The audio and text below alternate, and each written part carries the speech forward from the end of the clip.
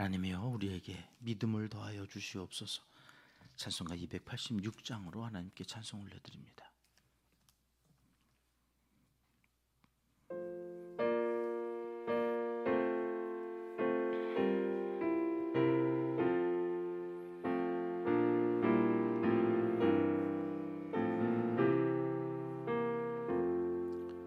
주 예수님 내 맘에 오사 날 붙들어 주시고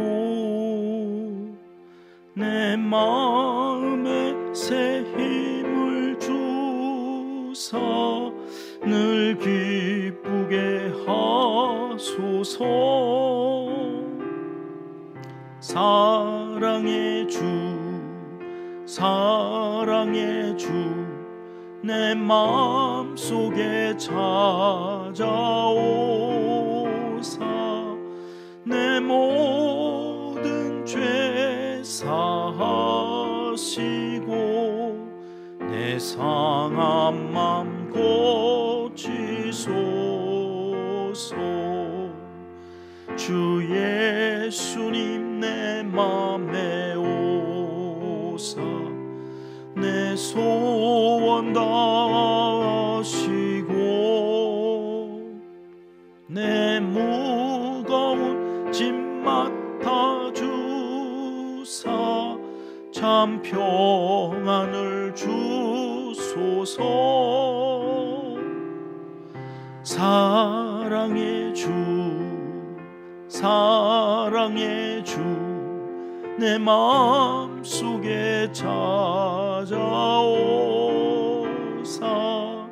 내 모든 죄 사하시고 내 상한 맘 고치소서. 주 예수님 내 맘에 오사 날 정결케 하시고 그 은혜를 내 맘에 채워 늘 충만케 하소서. 사랑의 주 사랑의 주 내 마음속에 찾아오사 내 모든 죄 사하시고 내 상한 맘 고치소서. 주 예수님 내 맘에 오사 내 길 인도하시고 주 성령을 내 맘에 채워 늘 충만케 하소서. 사랑의 주 사랑의 주 내 마음속에 찾아오사 내 모든 죄 사하시고 내 상한 맘 고치소서.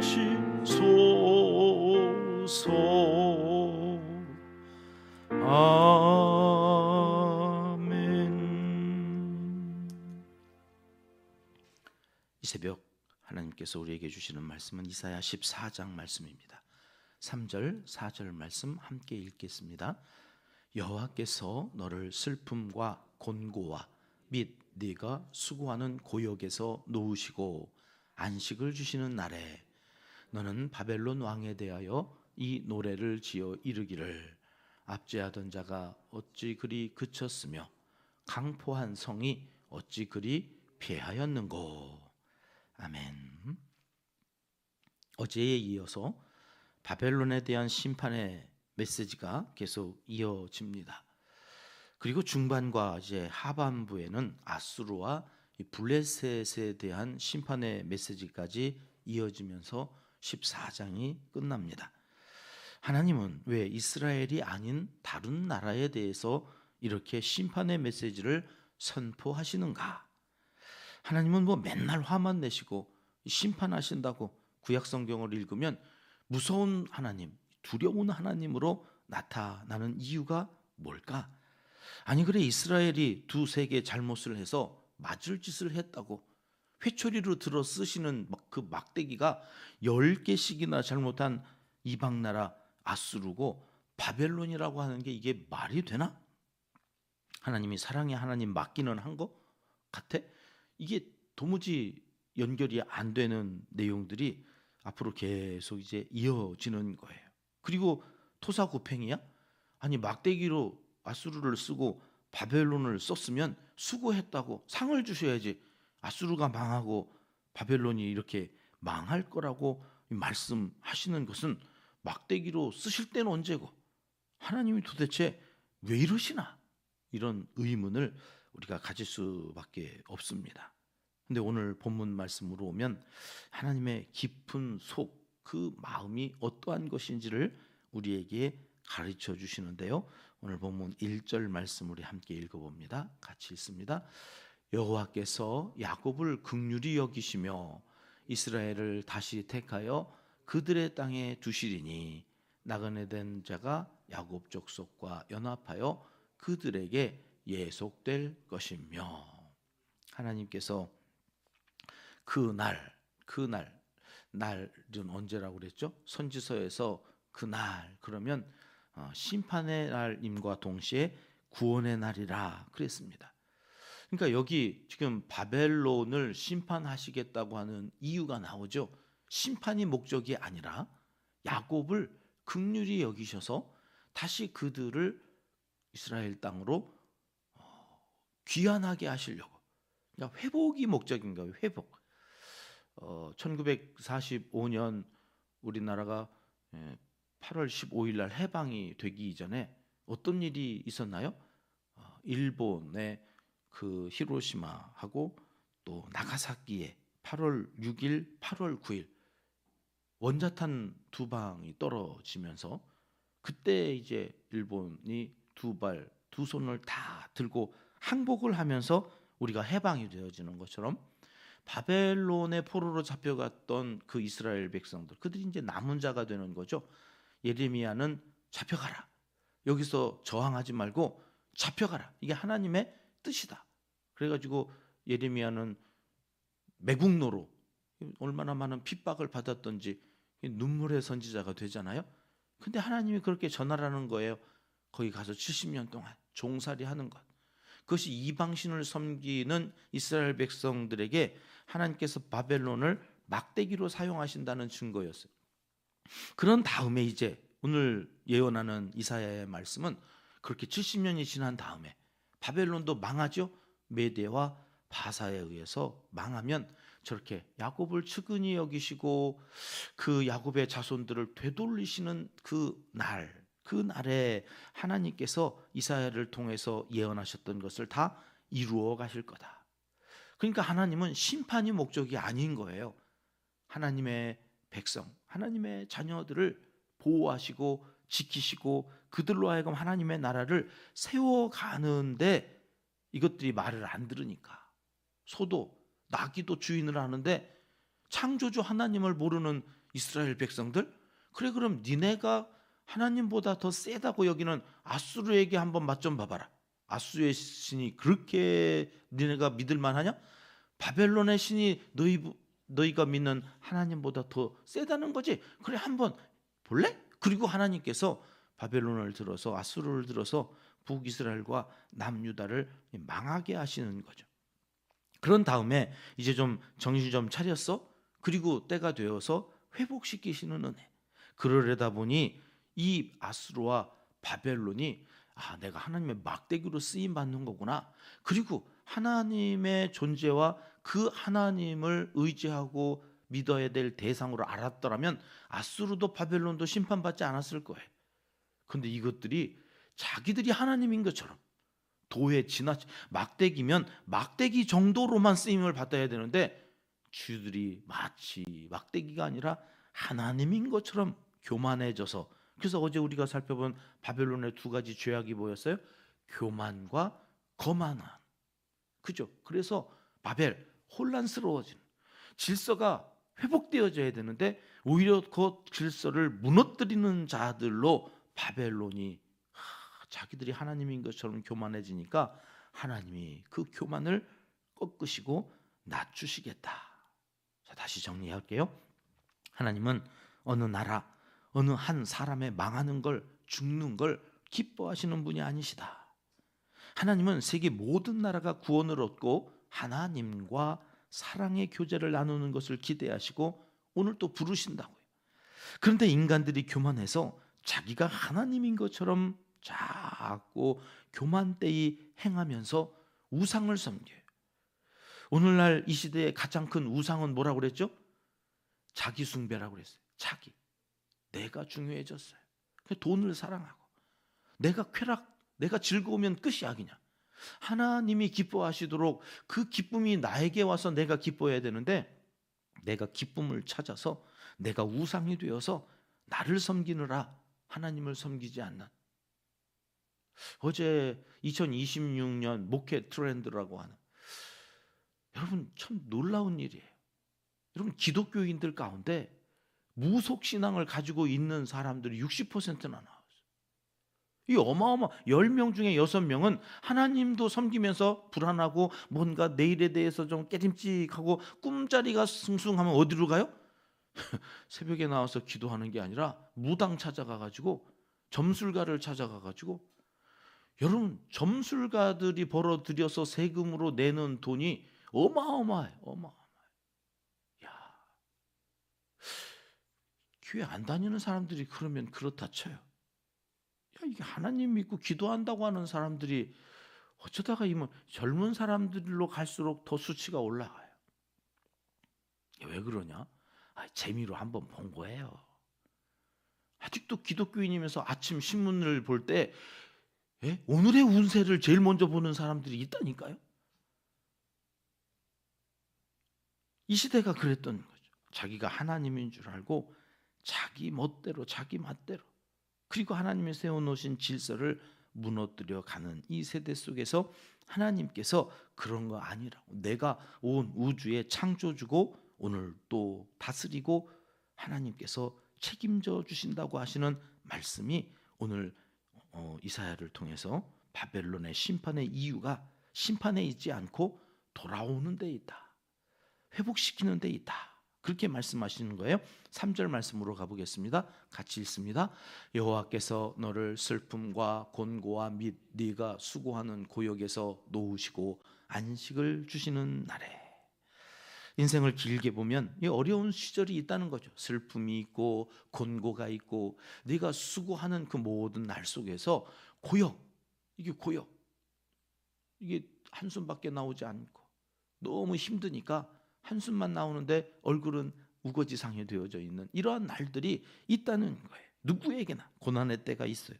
돈이 많아도 지식이 많아도 권세가 있어도 여러분 다 아픔이 있고 슬픔이 있고 곤고와 괴로움이 있다는 거예요. 그때에 하나님이 안식을 주시는 날도 있다고 하는 것을 기억하라는 거죠.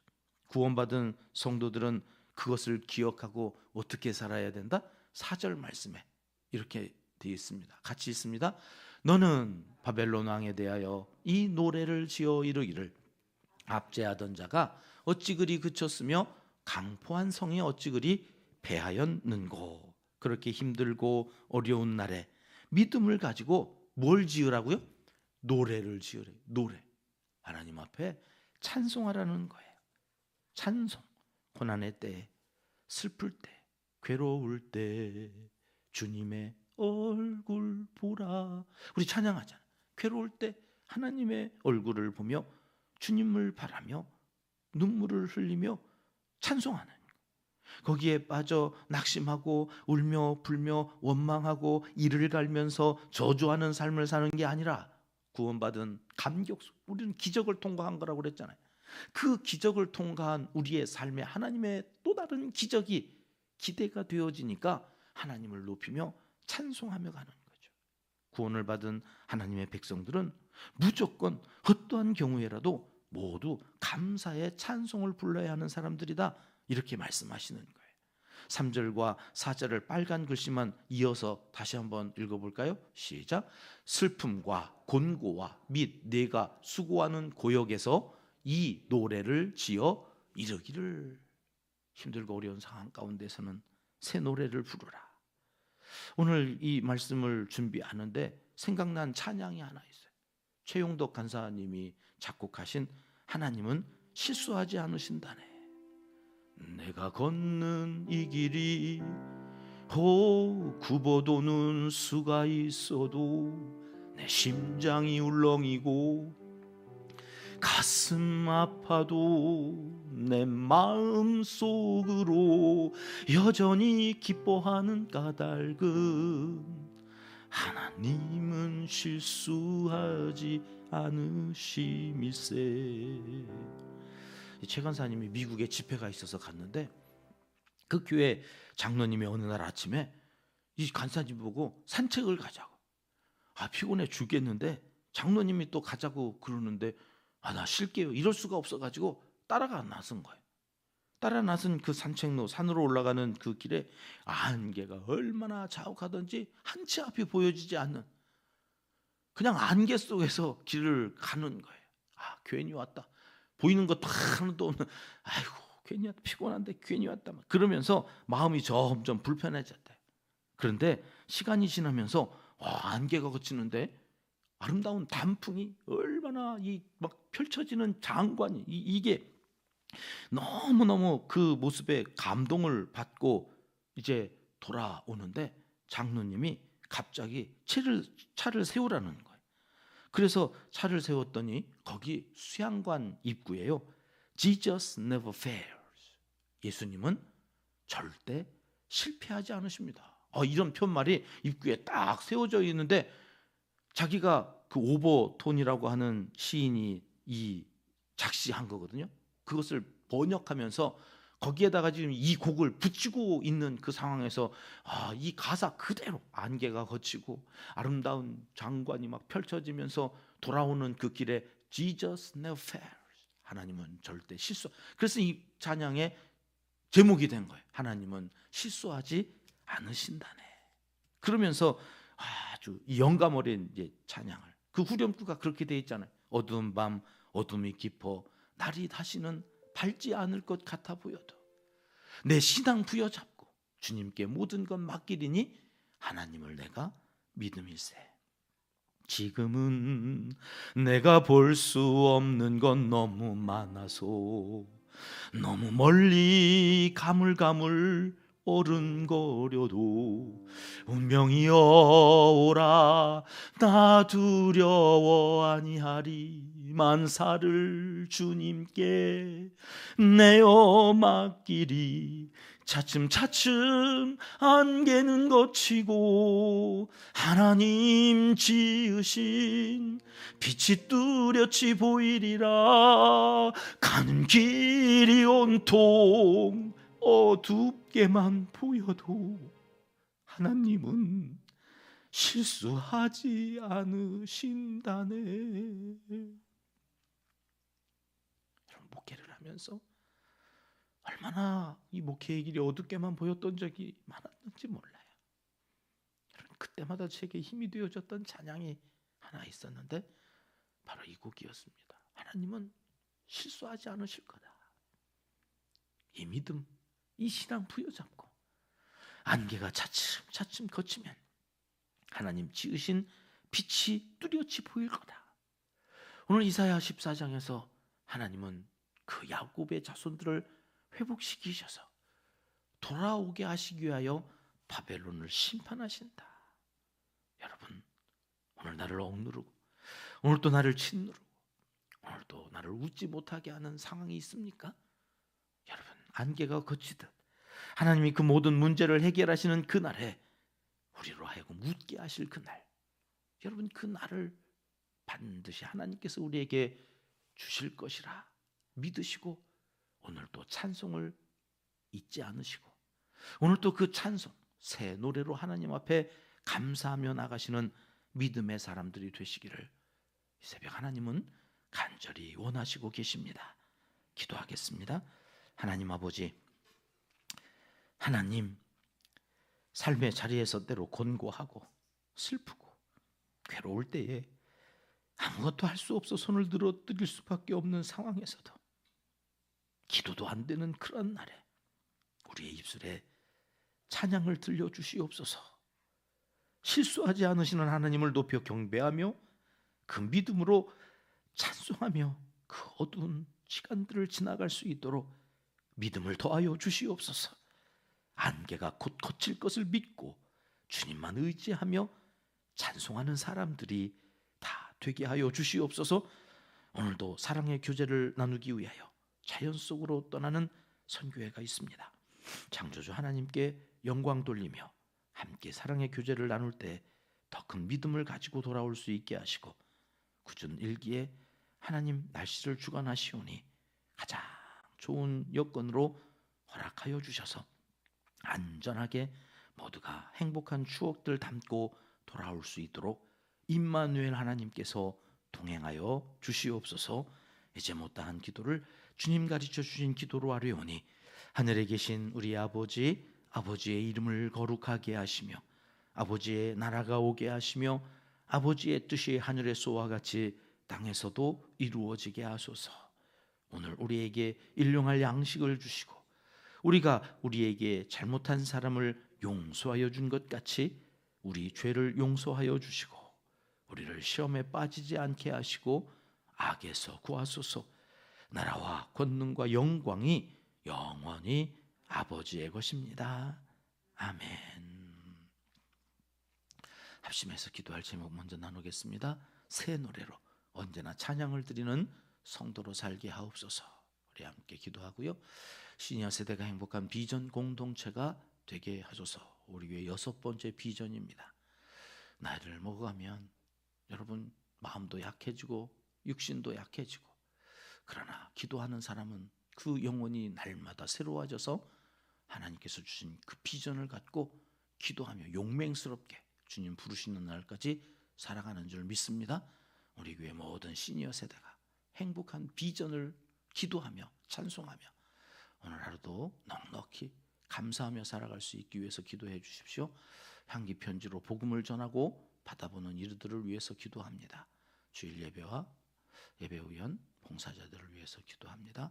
엘살바도르의 박기창 선교사님, 북한 선교단체인 샘복지재단과 옥수수재단 모퉁이들 선교회를 위해서 기도하겠습니다. 주사랑 공동체는 버려지는 아이들을 돌보는 베이비박스를 운영하는 곳인데 우리가 이곳을 돕습니다. 이들을 위해서 기도하겠습니다. 이재민들과 환우들을 위해서, 수험생들을 위해서 저들에게 믿음을 더하여 주시고 지혜와 담대함을 더하여 주시기를, 좋은 만남 속에서 이 과정을 잘 지나갈 수 있도록 위해서 함께 기도하겠습니다. 기도하십니다. 참 좋으신 우리 아버지,